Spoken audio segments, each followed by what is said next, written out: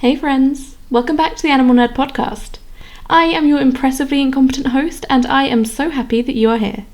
Today we're going back in time, yes again I know, to 19th century California. In fact, of all the historical tales I've told on this show, this is by far the oldest, dating back to the early 1860s and telling the story of two dogs, beloved local celebrities whose friendship became the stuff of legend.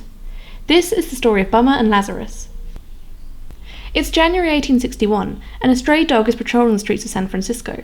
This is his regular beat, a route he takes just about every single day. It takes him past saloons, lunch tables and restaurants, and wherever he turns up, he's welcomed as a friend by the regulars who have come to know him well. He knows the best times to visit each venue, when there are the most people around with food to share, and they do indeed share it with him liberally.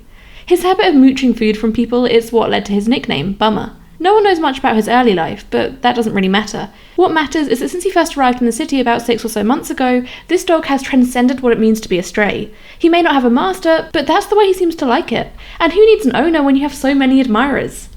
Bummer is generally described as being a Newfoundland, although probably not a purebred. Some sources suggest he could have had blood from some kind of bull breed. His coat was mostly black with white markings, and while I am personally of the opinion that all dogs are gorgeous in their own way, Bummer was, by all accounts, not really much of a looker, and had noticeably protruding teeth. Maybe that's just how they naturally were, maybe he just liked to show off his wares. He's certainly a dog that could have caused problems if he wanted to. Not that many people wanted to mess with Bummer, not because they were scared of him, but because they were fans of his. He may have been living on the streets, but he was treated almost like a celebrity. And on this particular January day, something catches Bummer's attention. Two stray dogs are fighting. That in and of itself isn't unusual. San Francisco at this time was utterly overrun with street dogs, who caused any number of issues, from excessive barking and howling that kept people up at night, to chasing horses and pedestrians, and even biting people, including a lot of children. It had reached the point where people were calling on the authorities to do something about it. Obviously, this being the early 1860s, getting dogs neutered wasn't an option, and so the number of them grew exponentially, and there were far more dogs than there were homes that were willing and able to keep them. But for whatever reason, something about this fight stood out to Bummer. Perhaps it was the fact that the dogs were completely unmatched. One was much smaller, older and frail, and was being beaten to a pulp by the other dog, who was far larger and outmatched its opponent in every way. Papers at the time would go on to say that it was the injustice of this fight, how poorly matched it was, that caused Bummer to step in. Having read a lot of contemporary news articles for the research of this episode, I can tell you that those journalists were big fans of anthropomorphizing animals. I suppose a lot of people were. Whatever his reasons though, Bummer decided to get involved in the fight, and although Bummer didn't tend to go out of his way to pick fights with other dogs, when he did, he was pretty fearless about it. He wouldn't back down, and he had an intense set of jaws, so it wasn't long before he sent this attacker running with his tail between his legs. Before Bummer had been able to intervene though, the smaller and weaker of the two dogs had been badly injured. One of his legs had been left with a deep bite wound, so severe that it could have easily led to a slow, painful death. After all, he was an elderly street dog with no one in the world to care for him. Or at least, he used to be. Because now he had Bummer. And Bummer had apparently taken a bit of a shine to this poor old mutt, taking him under his wing and helping the limping dog along. That night, Bummer found a sheltered doorway for the two of them, and wrapped himself around his new friend as they slept, letting him use his side as a pillow and keeping him warm and dry. And you guessed it, this new dog was the one that would come to be known as Lazarus.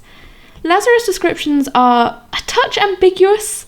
In terms of breed, he was described as being a cross between a cur and a hound with a dash of terrier, which is not overly specific. And so is his colour, which was described as yellowish black, a phrase I hadn't heard used to describe an animal's colour before. So make of that what you will. While Lazarus was healing from his wounds and unable to walk far, Bummer would go off on his usual daily rounds to the local eateries. Though when he was given food, instead of immediately devouring it himself as he might often do, he would instead take it back to Lazarus, with whom he wouldn't just share the food, but would also ensure that Lazarus had a larger portion. And once Lazarus had recovered enough, he would join Bummer on the daily food patrol, still limping but well on the road to recovery thanks to the kindness of his new best friend. After that first meeting, Bummer and Lazarus were inseparable. They went everywhere together and every night slept curled around each other, Lazarus resting his head on Bummer. One local newspaper, the Daily Evening Bulletin, would go on to describe them as two dogs with but a single bark, two tails that wagged as one, which I personally think is an appropriately adorable way of summing up their relationship. Although Bummer had already been known very locally, it wasn't until after he and Lazarus had met and formed their deep bond that their level of fame really began to rise, until just about everyone in the city knew who they were.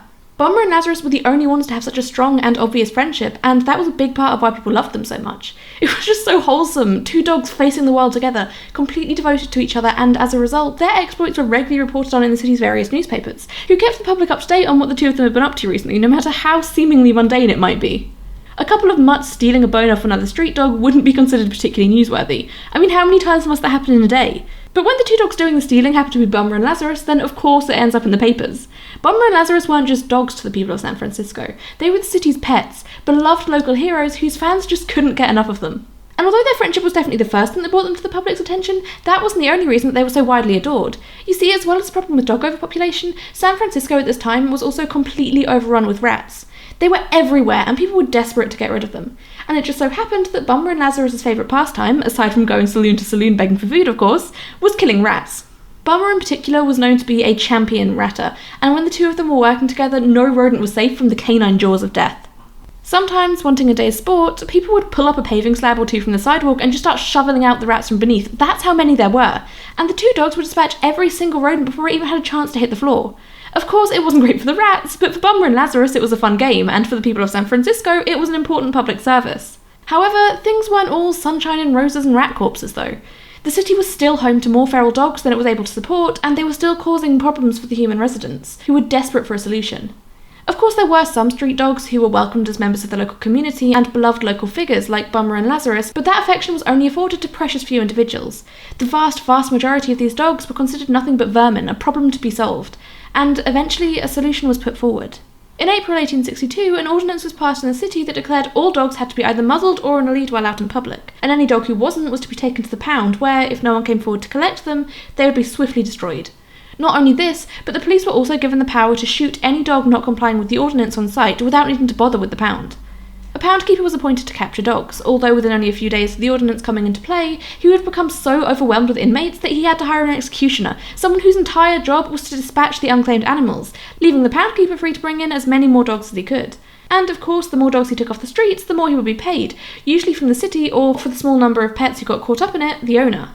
If your dog ended up in the pound, even if it was only out on the street momentarily after having run out an open door, you would have to pay a fee of $5 in order to have them returned. It may not sound like much at first glance, but $5 in 1862 is the equivalent of over $150 today. And some people just didn't have that much money going spare. And if you couldn't scrape together enough for the bail, then your dog would be taken to the executioner along with the strays. Newspapers of the time report that on only the first day after the ordinance came into power, that a woman's pet ended up in the pound, but all the money she had in the world came to only $2. The pound keeper apparently didn't have the authority to reduce the fee, and although the woman did go to the mayor to plead her case, no one knows what the final outcome was. Over the first month that the ordinance was enacted, a total of 255 dogs were brought into the pound, and of them only 20 were bailed out by their owners, and we all know what happened to the 235 poor dogs who went unclaimed. And the pound keeper and the city weren't the only ones profiting off the dog law, as it was called. Citizens who handed stray dogs into the pound directly would be paid 50 cents per animal, the equivalent of $15 today. Which, needless to say, attracted plenty of kids wanting to earn a bit of pocket money. And honestly, I wouldn't be surprised if some of the pet dogs who ended up in the pound, rather than being found wandering the streets, were just instead plucked out of their gardens by a passerby wanting a quick profit. And awful though it seems to send a dog off to almost inevitable death, any society without adequate social security safety nets is going to have people living in poverty. People who've been failed by the systems and are barely getting by through no fault of their own. And in those cases, I really don't think you can blame people for doing whatever they can to provide for themselves and their families. If sending a dog or two to the pound is the only way that your own kids can survive, well, I think just about anyone in that situation would do the same. Although, of course, I'm sure there were plenty of people who didn't need the money but just wanted it, grifters have always been a thing. And I'm sure there were also people who did it because they perceived it as being a genuine act of service to their local community, and given that some of these dogs would attack people, including children, I can also understand that.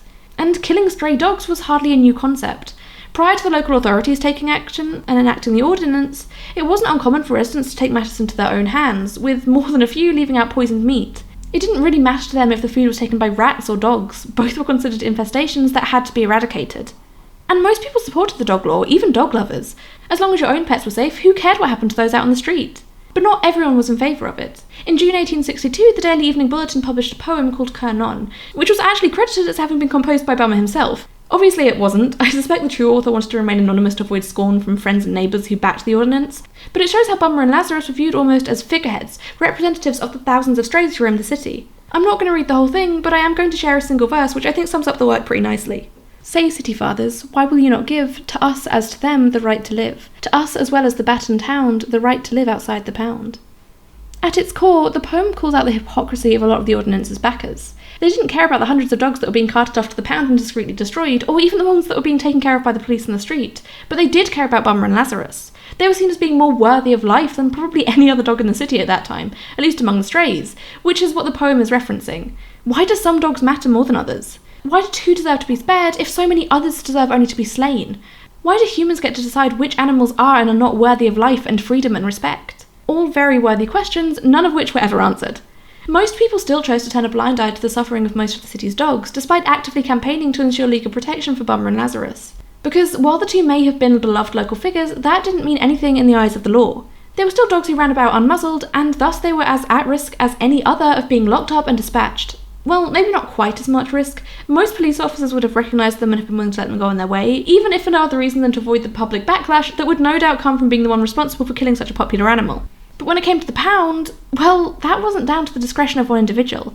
The pound keeper himself didn't really have any power. If a dog was captured and brought in, then it had to be kept there, and if that happened, then unless someone came forward to claim the dog and pay their bail, they would face the same fate as any other mutt. And that's exactly what happened to poor Lazarus, when somehow or other he ended up in the pound, destined for a meeting with the executioner. Fortunately though, one of his many admirers was able to step in and pay the $5 fine, saving him just in the nick of time. And of course, once he bailed Lazarus out, he immediately set him free to find Bummer and continue living as they always had. These were two dogs who could never have lived in a house. They'd never known captivity, and they just wouldn't have coped if anyone had tried to lock them up, even if it was to try and keep them safe from the pound. Despite that though, the guy who bailed Lazarus out would continue to describe himself as Lazarus' owner, because he was the one who'd saved him, although I don't think anyone else ever really took him seriously when he was making those claims, least of all Lazarus himself. But Lazarus' brush with the pound cemented in the minds of their supporters that Bummer and Lazarus needed proper legal protection. Otherwise it would only be a matter of time until one of them was captured and locked up again. How many times could they get lucky before they finally met with the executioner? How much would people have to spend trying to bail them out again and again? No, something had to be done to keep them safe and out of the pound. They could not allow Bummer and Lazarus to end up in the same unmarked mass grave as every other dog did. So, the people of San Francisco started a petition, imploring the mayor and city supervisors to formally enshrine in law an exemption for these two individuals. It only took a couple of days for the petition to amass hundreds of signatures from city residents eager to keep Bummer and Lazarus safe. Again, I'm not going to read the entire thing, but I will read part of it because I just really love the way they describe them. Like, they're so desperately trying to portray them as these paragons of human virtue, and it's honestly kind of great. The elder and most energetic is designated by a name which, if not euphonious, is expressive, Bummer, well known to most of the constituents of your honours. He is of Scottish origin and of respectable parentage, but from the consequences of certain youthful indiscretions, far removed from the sympathy of his early friends and protectors. Whatever may have been his faults, however, they are fully atoned for by his fidelity, gratitude, and unflinching courage. His companion is known by a name obtained from a rare work, with which your honours are not probably acquainted. The origin of Lazarus is wrapped in darkness. His chief excellence consists in the facility with which he can destroy rats, and as these animals infest the various departments, it is the quality which gives him a peculiar value to the public. But your petitioners rely especially upon the general affection held to these two animals, and on account of the lessons of protection and faithful association their union has daily presented for 2 years past, and in all earnestness pray the consecration of the two dogs as city property, whereby they might be exempted from taxation or destruction, and suffered heretofore to wander unmolested in the pursuit of their daily food. They are harmless, and their union and the circumstances which led to it, which are so generally known as to require no repetition, fully authorise the special protection which is asked for on their behalf. Yeah, it's a bit of a long excerpt, but who better to describe Bum and Laz than the people who actually knew them in life? And yes, I've had to write out and read their names so often now that I've had to shorten them. I'm British, unnecessary nicknaming is frankly a compulsion. Also, although the petition describes Bummer as being the elder of the two, it's actually pretty broadly believed that Lazarus was significantly older than Bummer, although obviously no one knows for sure. The petition was handed in to be discussed by the Board of Supervisors. It must have been a tense time for Bum and Laz's fans, waiting on tenterhooks to find out whether or not they'd be allowed to live. And it wasn't just the humans who seemed to be waiting with bated breath. Huddled together just outside the building were the two dogs in question, almost as if they knew what was going on within and were desperate to find out what their future would hold. Or at least that's what newspapers at the time speculated. Of course, the much more likely explanation is that one or more of their supporters found them, picked them up and carried them there to try and use the puppy dog eyes to sway the supervisors. And if that was the case, then it worked, because the board decided to side with the petitioners, and Bummer and Lazarus were officially declared to be property of the city, meaning they were free to go where they pleased, when they pleased. No muzzle, no lead, no master. They were safe from the pound keeper and safe from the executioner. And from that point on, they just went on with their lives as normal, going on their daily rounds to all the local saloons, restaurants and lunch tables, slaying multitudes of rats, and sleeping curled up together every single night.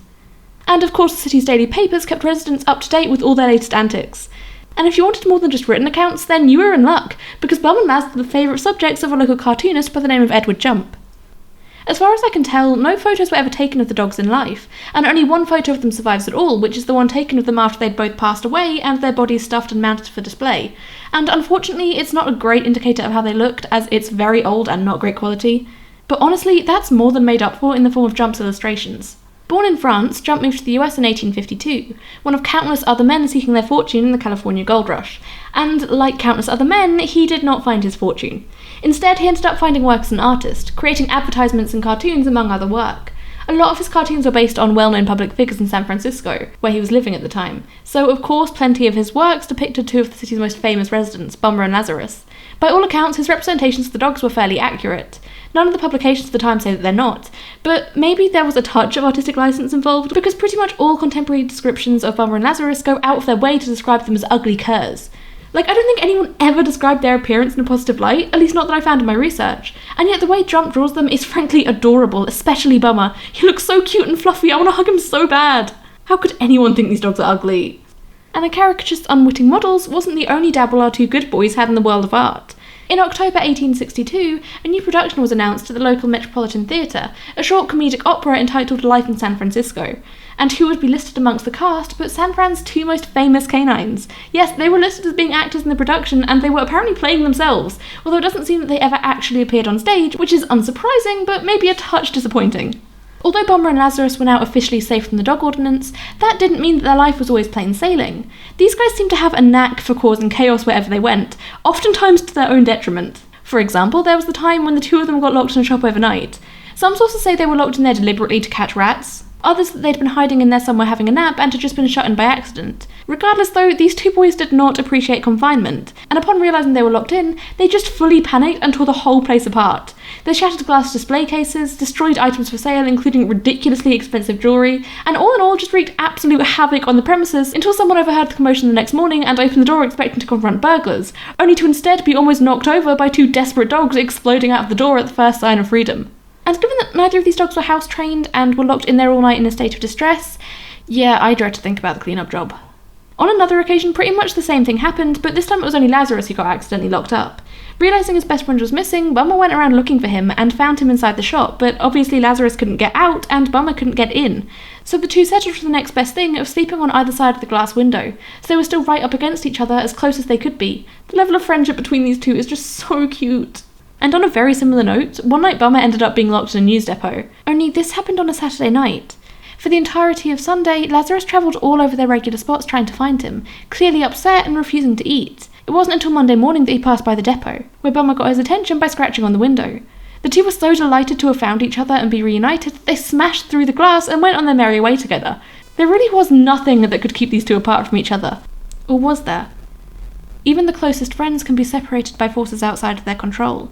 We already saw that with Lazarus' brief stint in the pound, but there was also a time when Bummer ended up being given to a guy who was visiting the city from the countryside and happened to mention that he needed a good new shepherd's dog, and someone, for whatever reason, suggested Bummer. So this guy just scoops him up and takes our good boy back to the farm with him, and as it turns out, Bummer did not take well to being a sheepdog. In fact, he took to it very, very badly. When they got back to the farm, Bummer was presented with a flock of sheep that would be his to protect overnight. Unfortunately, Bummer did not understand what was required of him, or perhaps just didn't care. He and Lazarus were known to be rebels after all. But either way, he seemed to think that these big woolly white things were just a new species of giant fluffy rat. And he knew what to do with rats. The next morning, the farmer went out to check on his flock and see how his new dog was getting on, and found that 6 of his rams had been slain overnight.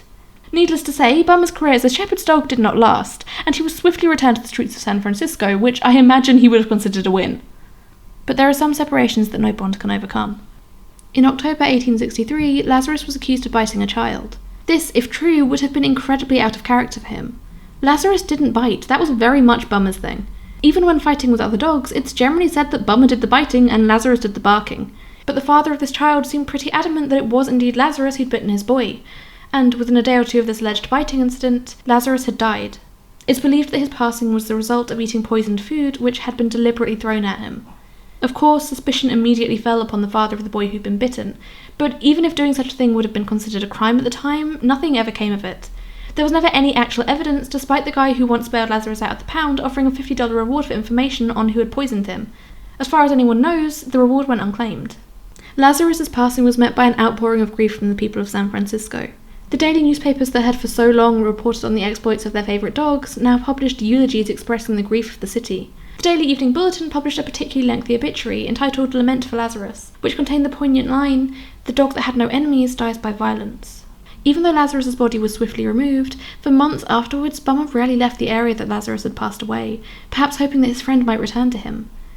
Although the truth behind Lazarus's passing was never discovered, although I think we can all hazard a pretty safe guess as to what happened to Lazarus after his death is well documented. He was taken away to be stuffed and mounted by a taxidermist, which cost about $50, or over $1,200 in today's money, with the intention of having it displayed in one of the saloons that he and Bummer had frequented in life. When the job had been done, Bummer was shown the stuffed and mounted body of Lazarus, and it's reported that he seemed pretty perplexed by it, recognising it as his friend, but knowing that it wasn't truly him, not like it used to be. Perhaps he thought Lazarus was simply sleeping. Either way, with Lazarus's body stuffed and on display, and Bummer still living on the streets, the two friends were now permanently forced apart, and Bummer seemed to lose some of his spark after losing his friend. Before he found Lazarus, Bummer had never had any particularly close relationships with other dogs. He might tolerate their company for a short while, but he certainly didn't love any of them the way he had Lazarus. And I'm sorry to say that this is a state of being he returned to after Lazarus passed away.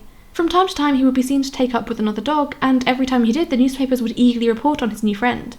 One was described as a likely-looking bull pup, dubbed Lazarus Jr. by the press, who he was seen hanging around with in January 1864, and in July of that year he was reportedly sighted in the company of another puppy, this time a black one who would accompany him when he went on his daily rounds, begging for food at restaurants, and whom Bummer would watch over as he slept, just like he had with Lazarus. However, none of these ever developed into long-term partnerships. It seems that Bummer just didn't want to replace Lazarus. He only had room in his heart for one best friend, and that place had been taken by the one and only Lazarus, even if Lazarus was no longer around. It's said that without Lazarus by his side, Bummer was never completely himself again. He even lost a lot of his interest in ratting. He really seemed to be mourning his friend, and things would only get worse when, in September 1865, Bummer was kicked down a flight of stairs by a drunk man who one daily newspaper described as someone who, quote, ought at least to roast in a place as hot as the upper Sacramento Valley for the term of his natural life, or longer.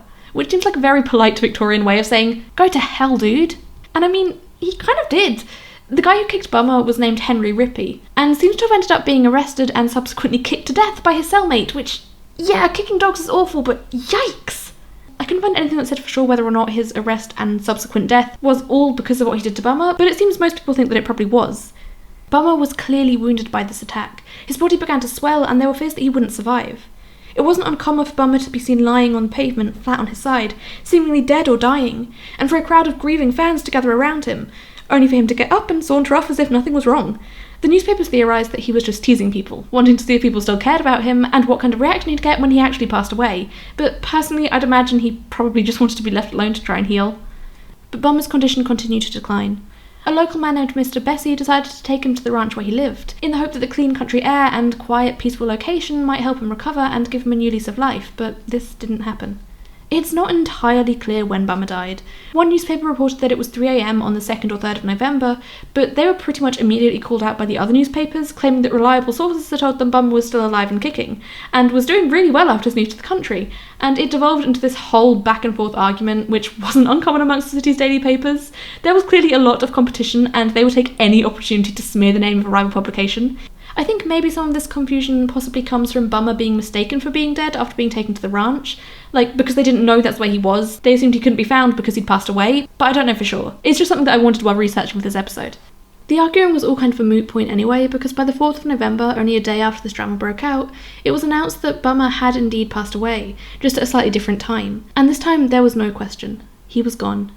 Although true to form as a champion ratter, when Bummer's body was found, it was found next to the body of a giant rat which he had apparently slain in his last night on Earth. Gotta go out of the bag, I guess. As with Lazarus, Bummer's passing was met with a wave of grief from his fans, and numerous eulogies and obituaries were published in the coming days. Mark Twain even produced a eulogy for one publication. The Daily Outer California published a poem in his honour which was titled Elegy on Bummer, and was credited to the awesomely but obviously fakely named A Bohemian Esquire. I thought I may as well include it here, as it's not too long and honestly just kind of cute. He who was faithful to the end, the noble Bummer sleeps, gone hence to join his better friend, where doggy never weeps. All tears are wiped from Bummer's eyes, good angels give him place, e'en at the gates of paradise, barking glad notes of grace. When Lazarus was ill in need, 'twas Bummer who brought him bread. Then brethren all I pray take heed, to gain such praise when dead. Ben Adams' angel in his log writes first who love their fellow men, be careful he don't place a dog where he should place you with his pen.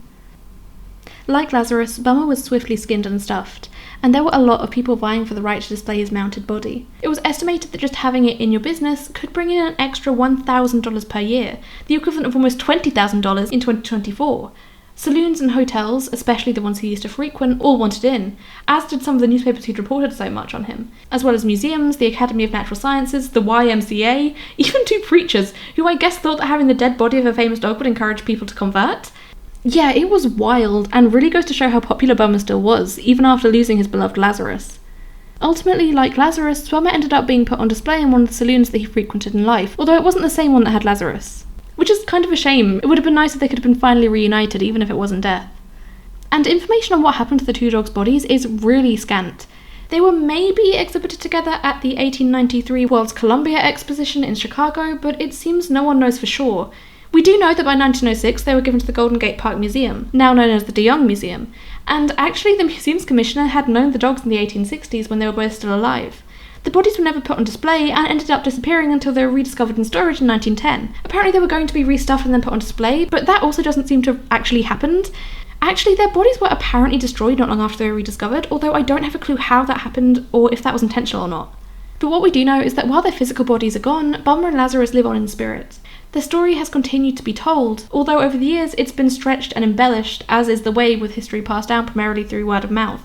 I decided in this episode to just focus on telling the facts as best I could without getting into the various myths that have sprung up. But if you want to know more about them and why they're not true, then I'd highly recommend reading Malcolm E. Barker's book Bummer and Lazarus, San Francisco's Famous Dogs. But I'll talk more about that in a minute. There have been various books telling and retelling the story of Bummer and Lazarus over the years, with varying degrees of artistic license involved. The 2 were further memorialised in March 1992, when a bronze plaque was unveiled at the base of the Transamerica Pyramid, a skyscraper that's the 2nd tallest building in San Francisco and is surrounded by a small park named Redwood Park, for the beautiful redwood trees that grow there. It's actually located in the same area that Bummer and Lazarus once called home, though it's obviously changed a lot since then. A lot of people came to see the unveiling of the plaque, including people from the local SFSPCA, who brought along with them 2 rescue dogs who are now looking for their forever homes, and who were named Bummer the 4732nd and Lazarus the 3815th. I really hope that those dogs were able to find adoptive families through this, and I really, really hope that the families kept their names, numbers and all. And yeah, that's the story of Bummer and Lazarus, the 2 dogs who took the city of San Francisco by storm 160 years ago, and whose deep bond has continued to inspire admiration ever since. I really hope you enjoyed this week's episode of the Animal Nerd podcast. If you did, then it would mean the world to me if you could leave a positive rating or review in your podcast player, or like the video and leave a nice comment if you're listening via YouTube. Subscribe to us wherever you're listening to this to get notified every single time we upload a new episode. They come out every single Tuesday, and we also occasionally have mini bonus episodes in between the main ones. So you should totally subscribe so you don't miss those, because they absolutely don't have any kind of schedule right now. They just happen whenever they happen. And while they might be shorter, they are no less interesting. You do not want to miss them. Thank you as ever to everyone who has shown this podcast love and support. It really does make me so happy to see there are other people out there enjoying these stories and these animals.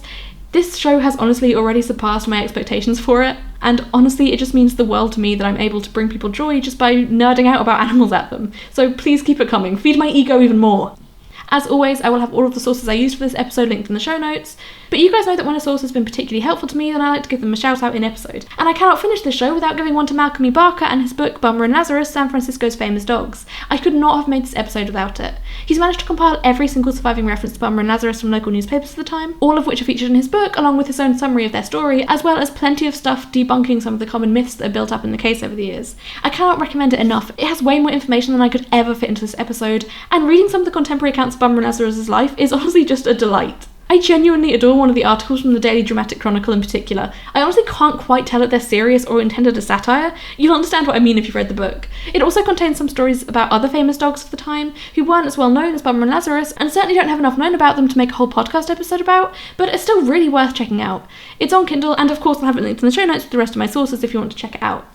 Even outside of his book, I found myself using Malcolm as a resource through his website and various other articles he's written online. I swear there is nothing that this guy doesn't know about these 2 dogs, and there is no way I could have ever made this episode without all of the hard work he's done over the years to compile and preserve contemporary accounts of Bummer and Lazarus' lives, as well as San Franciscan history in general.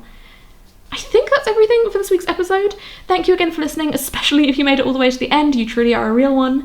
I'll be back next Tuesday, and until then, stay wild, friends.